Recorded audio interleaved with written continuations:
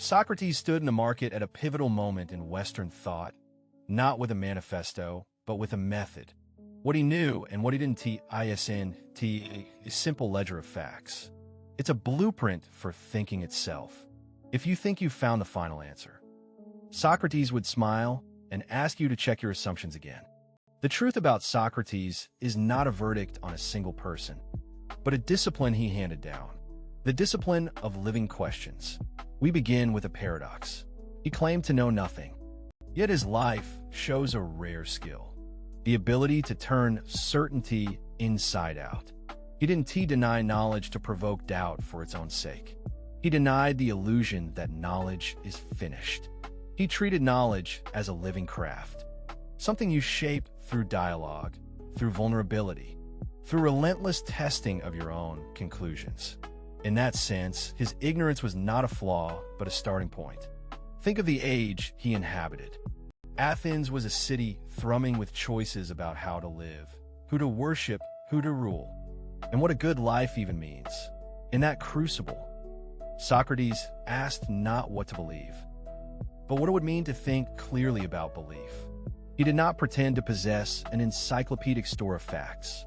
Instead, he cultivated a friendly pressure questions that pressed beneath the surface of confident statements.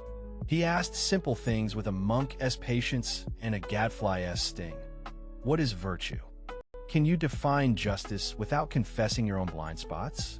What is the difference between knowledge and confident guesswork? The method is the key. He didn't lecture from a dusty pedestal. He walked with people, inviting them to test themselves. He used questions as a scalpel, not a hammer. The goal was to fill minds with more data, but to strip away illusions that pass as wisdom. The idea that wisdom looks like certainty, or that a strong opinion is the same as truth. If you want to know what Socrates knew, listen to the rhythm of his inquiries. He trusted that truth, when properly handled, can withstand scrutiny and become more precise, more humble, and more courageous. What did he actually know? He knew that the unexamined life is not worth living. He knew that virtue is a kind of knowledge, or at least that knowledge without virtue is dangerous. He knew that definitions matter, that words are not innocent, and that a life improved by better questions is a life more likely to become virtuous. He had a sense that there exists a form of good beyond personal preference, a standard you test against rather than shout down. He was claiming to possess a map of every corner of reality. He claimed to know how to test the map you already carry. But Socrates did not pretend to know everything about the world. He admitted ignorance in areas where others boasted certainty. He could talk with artisans about crafts or athletes about training. Yet he would confess that he did not know the ultimate nature of the cosmos, or whether there is an afterlife, or what the gods ultimately want from humanity. His stance was not skepticism for its own sake, but a disciplined humility. I know enough to ask for more, and I know enough to admit I might be wrong. This humility is where the myth of Socratic wisdom often trips people up.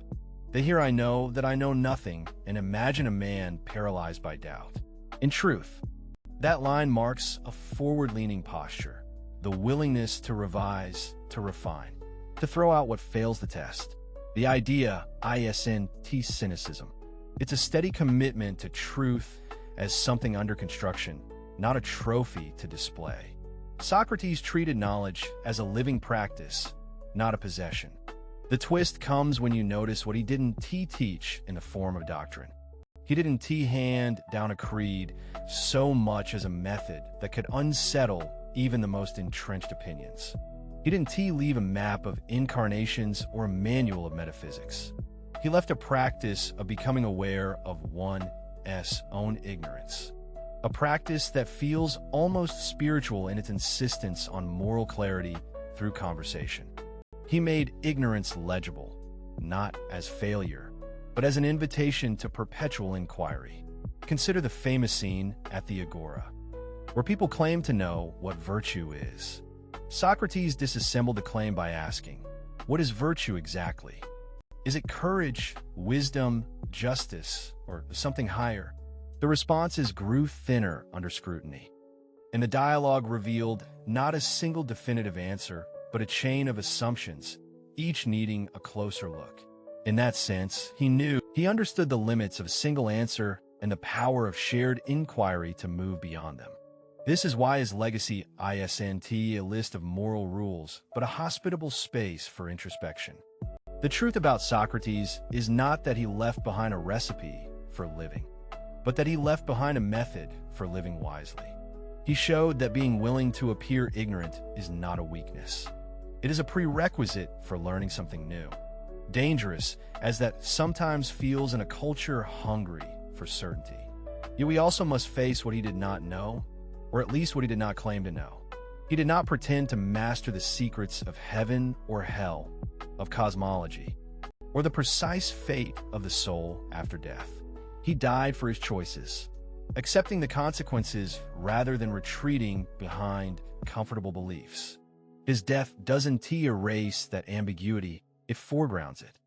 The unthinkable act of facing mortality with a curious mind actually punctuates his core message. There is a form of courage in questioning that outlives the risk of being wrong. This is perhaps the most startling realization for modern readers. Socrates didn't seek to abolish ignorance. He sought to convert ignorance into a space for growth. He didn't revel in contradictions or pretend they don't exist. He used them as fuel to refine his arguments and test his own stance. He treated errors as opportunities, not as indictments. If you want to measure his truthfulness, measure how often his questions lead you to a more precise, less arrogant understanding of the world. What does this mean for us? In a time when information travels at light speed and certainty is a marketable product, it means humility is not a retreat from confidence. It's a discipline that preserves confidence by rooting it in clarity. It means that saying, "I don't know," can be the first honest step toward knowledge that matters. It means dialogue isn't a theater to display who is right. It's a laboratory where what is right has a chance to emerge.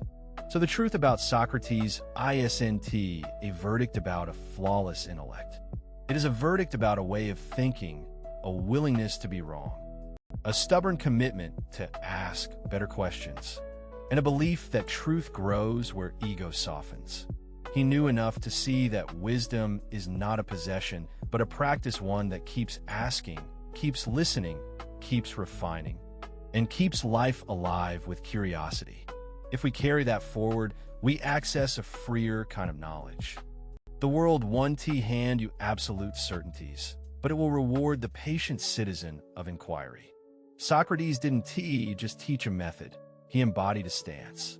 To live in a way where thinking matters more than being right, where questions illuminate rather than burn, where the unexamined life remains a horizon to pursue, not a verdict to defend.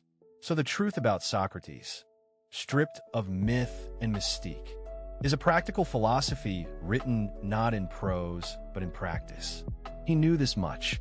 The best kind of wisdom begins with the admission that you don't know enough. And the second best is the courage to ask again anyway. If that sounds humble, good. If that sounds challenging, perfect. Because in that space between knowledge and its limits lies the real work of living well. What if we all carried a little more Socrates into our days? Not the certainty of conclusions, but the discipline of inquiry. Not a voice that shouts, "I've found it," but a voice that whispers, "Let us test it together." Then perhaps we would hear not the echo of a single mind, but a chorus of minds learning how to think together towards something truer than any one of us could claim alone. The truth about Socrates isn't just history.